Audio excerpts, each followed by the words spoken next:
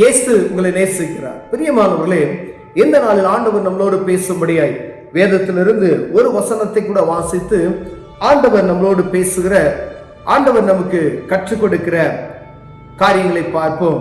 அது 2 கொரிந்தியரின் புஸ்தகம் 7வது அதிகாரம் 1வது வசனம் இப்படியாக சொல்லுகிறது: இப்படிப்பட்ட வாக்குத்தத்தங்கள் நமக்கு உண்டாயிருக்கிறபடியினால் பிரியமானவர்களே, மாம்சத்திலும் ஆவியிலும் உண்டான எல்லா அசுசியும் நீங்க நம்மை சுத்திகரித்துக் கொண்டு பரிசுத்தமாகுதலை தேவ பயத்தோடே பூர்ணப்படுத்த கடவோம். இப்படிப்பட்ட வாக்குத்தத்தங்கள் நமக்கு உண்டாயிருக்கிறபடியினால், எப்படிப்பட்ட வாக்குத்தத்தங்கள் நமக்கு உண்டாயிருக்கிறது? அநேகம் பேர் வாக்குத்தத்தங்களை பெற்றுக்கொள்கிறோம். வருடமான முதல் ஜனவரி 1ஆம் தேதி ஒரு வாக்குத்தத்தம், சர்ச்சில் ஒரு வாக்குத்தத்தம், தனியாக ஒரு வாக்குத்தத்தம், வேற எங்கேயாவது போனால் அங்கே ஒரு வாக்குத்தத்தம், இப்படி அநேக வாக்குத்தத்தங்களை நாம் பெற்றுக்கொள்கிறோம். அந்த வாக்குத்தத்தங்கள் என் வாழ்க்கையில் நிறைவேறினதா என்று பார்க்கும் பொழுது அது 0வா தான் இருக்கும். ஆண்டவர் ஒரு வருஷத்துக்கு வாக்குத்தத்தம், அநேக வாக்குத்தத்தங்களை நாம் பெற்றுக்கொள்வது பெரியதல்ல. அந்த வாக்குத்தத்தத்தை வைத்து நாம் ஜெபம் செய்து அந்த வாக்குத்தத்தத்தை நாம் பரிபூர்ணமாய் நம்ம சுதந்திரித்துக் கொள்வதே வாக்குத்தத்தத்தின் உறுதி. இங்கு சொல்லப்பட்ட அந்த வாக்குத்தத்தம், இப்படிப்பட்ட வாக்குத்தத்தங்கள் நமக்கு உண்டாயிருக்கிறபடியினால். எப்படிப்பட்ட வாக்குத்தத்தம்? பிரியமானவர்களே, ஒரு தனிப்பட்ட மனிதனுக்கு உன்னை வாளாக்காமல் ஆண்டவர் தலையாக்குவார், நீ கீழாக்காமல் மேலாவா என்று சொல்லி ஒரு வாக்குத்தத்தத்தை ஆண்டவர் கொடுக்கிறார்.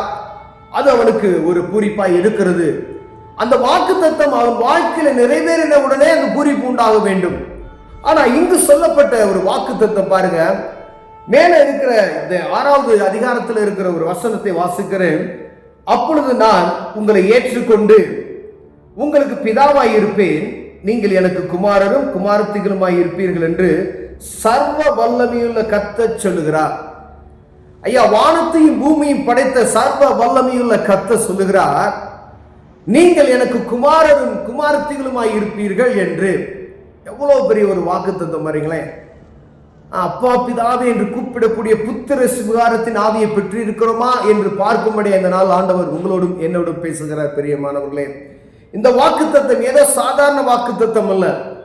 ஏதோ ஒரு பெரிய ஒரு அரசியல் தலைவரோ இல்ல ஒரு பிரதம மந்திரியோ ஒரு ஏழ்மையான ஒரு பையனை எடுத்து, நான் உன்னை தகப்பனாய் உனக்கு நான் தத்தெடுத்துக் கொள்ளுகிறேன் என்று சொன்னால் அவனுக்கு கிடைக்கப்படுகிற ஒரு சந்தோஷம், ஏதோ ஒரு குடும்பத்தை தத்தெடுத்துக் கொள்ளுகிற அந்த ஒரு காரியத்தை நாம் நினைத்து பார்ப்போமேனால், ஒரு ஏழ்மையான இருக்கிற ஒரு மனிதனை, யாரும் மதிக்காத தெருவில் இருக்கிற ஒரு மனிதனை எடுத்து ஒரு பிரதம மந்திரி இவர்களை என்னுடையவர்கள் என்று சொல்லி அவர்களை ஏற்றுக்கொண்ட எவ்வளவு ஒரு பயங்கரமான சந்தோஷம் வரும். இந்த பூமியில ஒரு தனிப்பட்ட ஒரு மனுஷன் கொடுக்கக்கூடிய இந்த காரியத்திற்கு எவ்வளவு சந்தோஷம்.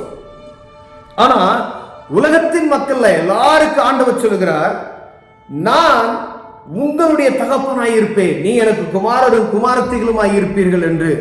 உலக மக்களுக்கு தான், ஏதோ ஒரு குறிப்பிட்ட மக்களுக்கு மாத்திரம் இதை ஆண்டவர் சொல்லவில்லை. நீங்கள் எனக்கு குமாரரும் குமாரத்திகளுமாய் இருப்பீர்கள் என்று சர்வ வல்லமையில கர்த்தர் சொல்லுகிறார் என்று தீர்க்கதரிசிங்க ஆண்டவர் உரைக்கிறதை பார்க்க முடிகிறது. பிரியமானவர்களே, ஆனா இந்த வாக்குத்தத்தத்தை நாம் சுதந்திரித்துக் கொள்வதற்கு ஒரு விசேஷித்த ஒரு கடமை உண்டு.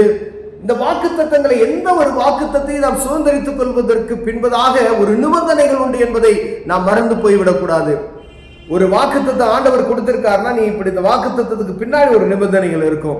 எந்த ஒரு ஆசீர்வாதமும் நிபந்தனைகள் இல்லாதபடி இருக்காது. அப்படின்னா எல்லாருமே ஆசீர்வாதத்தை சுதந்திரித்துக் கொள்ள முடியும்.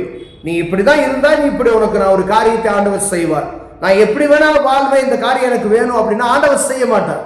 கீழே சொல்லப்பட்டு இருக்கிற காரியங்கள், மாம்சத்திலும் ஆவியிலும் உண்டான எல்லா அசுசியும் நீங்க நம்மை சுத்திகரித்துக் கொண்டு பரிசுத்தமாக்குதலை தேவ பயத்தோடே பூரணப்படுத்த கடவோம்.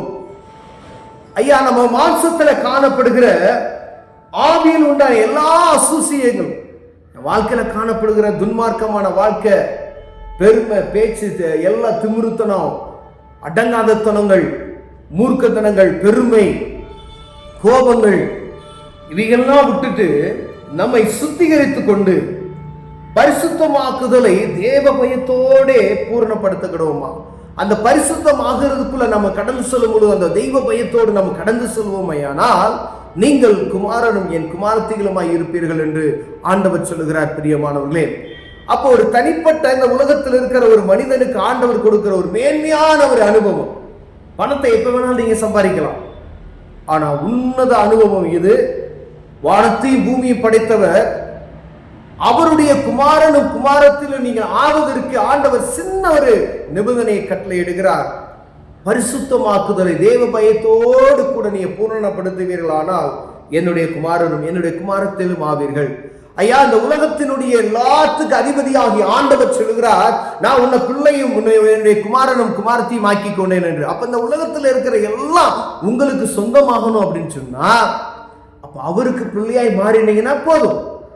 ஒரு உதாரணமா இப்படி சொல்லுவார்கள், ஒரு தெருக்கோடியில் இருக்கக்கூடிய ஒரு கிராமத்துல ரோடு வசதி எந்த வசதி இல்லாத ஒரு இடத்துல ஒரு மினிஸ்டர் அந்த இடத்துக்கு கடந்து சொல்லணும், அவங்க வீட்டுக்கு வரணும்னு சொல்லி ஒரு மனு கொடுக்குறாங்க.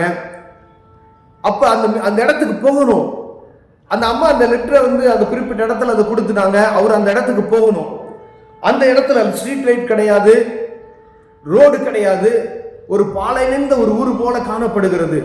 ஆனா இந்த அதிகாரி அந்த இடத்துக்கு கடந்து சொல்லணும், அந்த மினிஸ்டர் அந்த இடத்துக்கு கடந்து சொல்லணும், ரோடு போடணும், லைட்டு போடணும், அங்க தண்ணி வேணும், எல்லா வசதிகளையும் அங்க ஏற்படுத்தி கொடுக்க முடியும். பிரியமானவர்களே, அப்ப இந்த குறிப்பிட்ட நாட்குள்ள அந்த அதிகாரி அந்த இடத்துக்கு வரணும் அப்படின்னு சொல்லி அந்த அம்மாவை போய் பார்க்கணும் அப்படின்னு சொன்னதுமே அங்க எல்லாம் பரிபூர்ணமாய் எல்லாம் செய்யப்படுகிறது.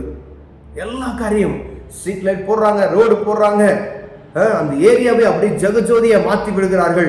தண்ணி வராத இடத்துல தண்ணி வருகிறது, ரோடு போட்டாங்க. டேஸ்ல அந்த அம்மா ஒரு குடிசை வீட்டில் போய் இருக்கிறாரு. போய் பார்க்கும் பொழுது, ஐயா, எங்க வீட்டில் எங்க தெருவில் எங்க ஊர்ல எந்த வசதி வாய்ப்புகளும் இல்லாத இருந்தது. நீங்க இந்த இடத்துக்கு வந்தது நிமித்தமாய் எங்க ஊர் இப்ப எல்லாம் பிரகாசமாய் இருக்கிறது என்று சொன்னாங்களாம். அப்ப உலகப்பிரமான ஒரு காரியத்துல இவ்வளவு ஒரு ஆசீர்வாதம் இருக்கும் பொழுது வானத்தையும் பூமியும் படைத்த அண்ட சராசரங்களை சிருஷ்டித்த தேவன் உங்களுக்கு தகப்பனாய் இருக்கிறேன் அப்படின்னு சொல்லுகிறார். பாருங்களேன், அவருக்கு குமாரரும் குமாரத்தில் எவ்வளவு ஒரு பெருமை பாருங்களேன்.